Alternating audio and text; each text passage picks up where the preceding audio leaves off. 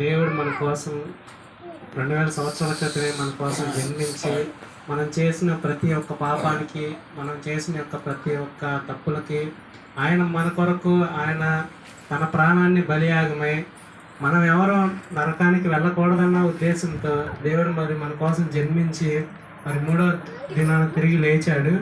మరి మన కోసం ఆ పశువుల పాకలోనే పుట్టి మరి ఆ దారిద్ర్యంలోనే ఉండి మరి ఎంతలో ఉన్నా కానీ ఆయన కోసం గొల్లలో జ్ఞానులు వచ్చి ఆయన స్తుతించే అంత యూదా దేశం దావీదు వంశంలో జన్మించి మరి ప్రతి ఒక్కరి కొరకు తన ప్రాణాన్ని అర్పించి మరి ఆయన జన్మించాడు.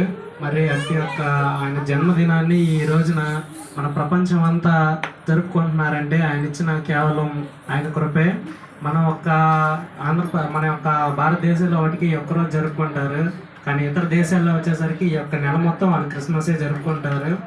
ప్రతి ఒక్క డిసెంబర్ స్టార్ట్ అయితే 1వ తారీఖు నుంచి అమెరికా దేశస్తులందరూ ప్రతి ఇంటికి వెళ్ళి చాక్లెట్స్ కానీ థ్యాంక్స్ గివింగ్ అంటారు దాన్ని, ప్రతి ఒక్కళ్ళు ఇంటింటికి వెళ్ళి చాక్లెట్లు పంచుకొని గ్రీటింగ్స్ తెలుపుకొని ఈ యొక్క జనవరి స్టార్ట్ అయ్యేదాకా వాళ్ళందరూ ప్రతిరోజు క్రిస్మస్ వేడుకలు జరుపుకుంటూనే ఉంటారు.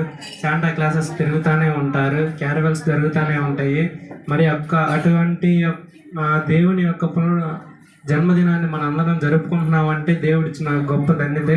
మరి మీ అందరికీ మరొకసారి క్రిస్మస్ శుభాకాంక్షలు తెలియజేస్తూ నా యొక్క సాక్ష్యం